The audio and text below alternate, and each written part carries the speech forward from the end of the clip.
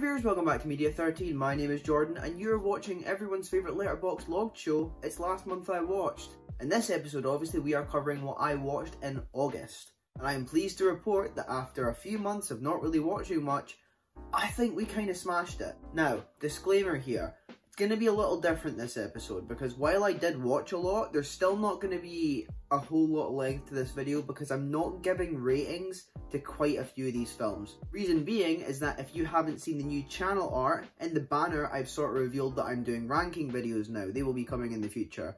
The first three planned are Star Wars, because I love controversy, Alien and Predator. I deliberated doing them together, honestly I still might. But yeah, this month that is what we watched. Those two franchises took up a big chunk of it, and I can't really disclose the ratings for them because that'll kind of spoil it. Unless you follow me on Letterboxd, in which case you've already probably seen the ratings. I am however sad to disclaim that I did not go to the cinema this month, and as a result I'm sort of feeling a little bit of withdrawals. I've been erratic, I've not really been myself, and it's starting to show. But jumping straight into things, we went the first 3 days of this month without watching anything, but then on the 4th I decided to revisit an old film from last year. You might recognise that I covered it on the channel. It's Malcolm and Marie. Now I will stand by everything I said in my video that I posted last year, which you can go and check out if you want to watch that. Malcolm and Marie is a film that initially I didn't like when I first saw it, but upon the second viewing after going back to it because I couldn't stop thinking about it, I started to fall in love with it, and it very much holds up even like when I watched it now.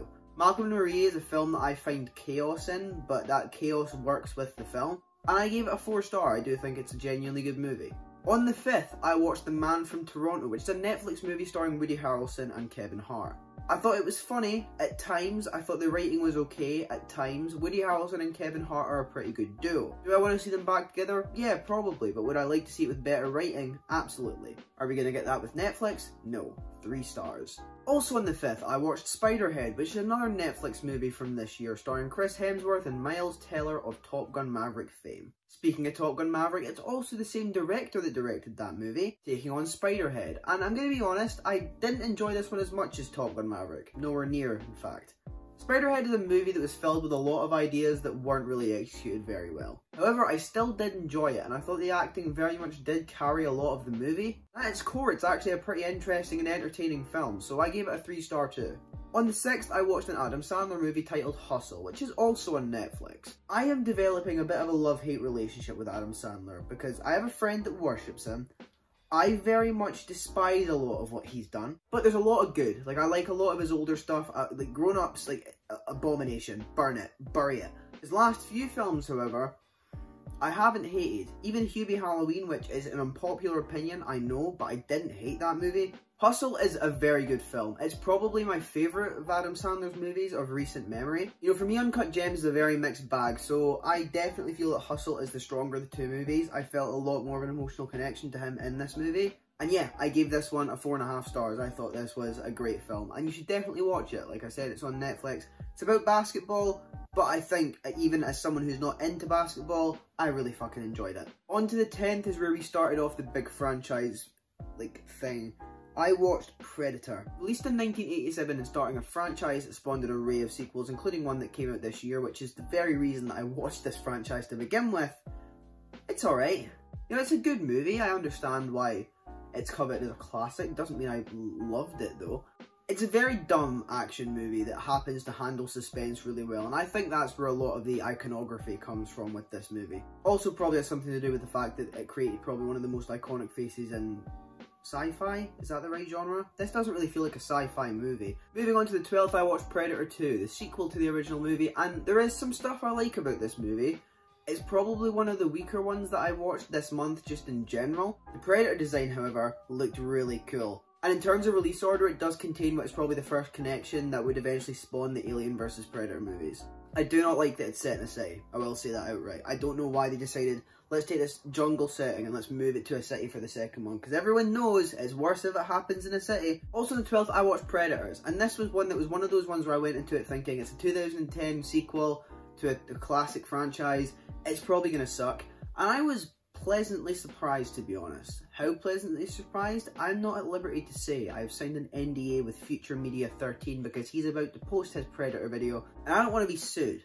Moving on to the 15th, I watched 2018's Predator, which is very much, I think, a requel, because I feel like they're all, like, set in the same timeline, apart from, like, a few of them, but I will get into that. This movie does contain a lot of ideas that feel promising. It does have a lot of things that I at least saw the potential in. I just think there's a lot of issues weighing it down, and it's unfortunate, because it did have potential within that first sort of 30 to 40 minutes.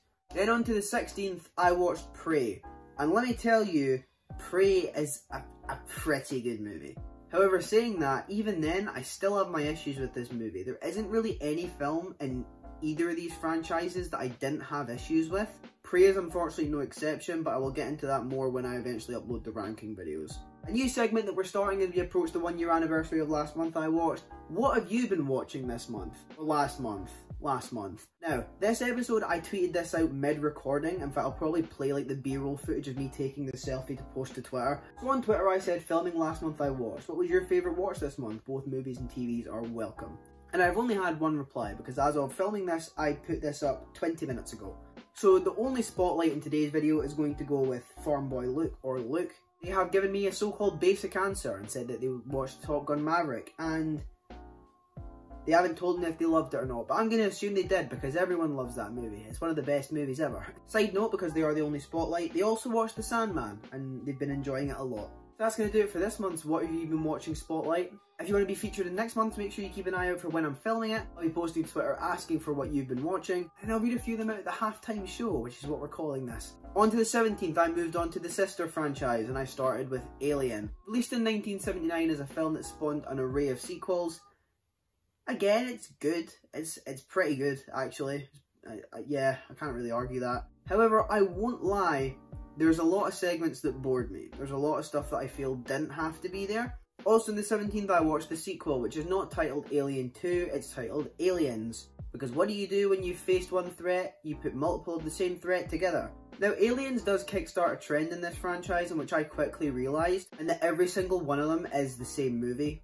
Suppose by that logic, you never really get an awful one. Yeah, Aliens is a fine movie. Again, I feel like it's probably, like, apart from the fact that they've sort of copy and pasted the Alien a couple of times, it is pretty much the same movie, and again, that does extend for a lot of this franchise. But I thought it was fine. It's a lot more boring than the first one in more places, but I had fun with it. On to the 18th, I watched Alien Cube, because that's how it says it on Letterboxd and on the poster, so that's how I'm gonna say it. Yet again, feels like the same movie, so I'm gonna quote my Letterboxd review when I review this movie for this, and I'm gonna say, the bitch was indeed back. And I cannot remember for the life of me what that's referencing, but I know it was referencing something. The 20th, Alien Resurrection. It's a very dull movie. It's also Alien again. It's just Alien. It's just Alien. Also on the 20th, I watched Prometheus. This is a film that has had a lot of anticipation because a lot of people told me that this was great. So I went into it expecting something great because I've never ever been disappointed before when I've been told to expect something good. And yeah, you'll find out what I think of that very soon. On the 22nd, I watched Alien Covenant. And Covenant is a movie that surprised me for a few reasons, although I don't know if that's because I remember I used to watch these really toxic, negative YouTubers. And I'm pretty sure Your Movie Sucks once said that the movie was terrible, and I just sort of bought into that and never bothered going near it. Do I still stick by that? No, there's a spoiler. Find out soon. On the 23rd, I watched Aliens vs Predator. And as a bit of a taster, I'm going to give a bit of a taster here because of the fact that I don't really know how to work these into the two ranking videos yet. Alien vs Predator is not canon. I do not class these movies as canon. Because if the Prometheus has the idea that the aliens were created by the creators, that doesn't work with what's established in Alien vs Predator. At least that I can think of. On top of that, if the Predators created this perfect species to hunt, why then go a step below that and go for the humans that are that inconsequential that you've just turned them into breeding machines for these, like, aliens? Surely if you're getting bored of the xenomorphs, you go a step above and start using the xenomorphs to create something even better than that. It doesn't make fucking sense. Why were the Predators hunting humans for all those years before? I do not like this movie, nor do I like Requiem, which I watched on the 26th. The sad truth about this movie is that half of it is just a podcast, because you just can't see it with how dark the movie is. A common reoccurring theme that both of these franchises had was that the characters were never really that memorable, and it's not been more apparent than it was in Requiem. I could not tell you a single character's name, unless we're saying that the Predators are called Predator and the Xenomorphs are called Xenomorph, in which case I know 2 of them. Finally, moving on from this franchise, on the 27th, I finally watched The Raid, and I know someone that is maybe watching this video is going to be incredibly happy to hear about that because he's been at me non-stop to watch it. The Raid is an Indonesian film, and I really fucking liked it. Ending left me hanging a little bit, but that's because apparently there is a sequel that carries on literally 20 minutes after the events of it.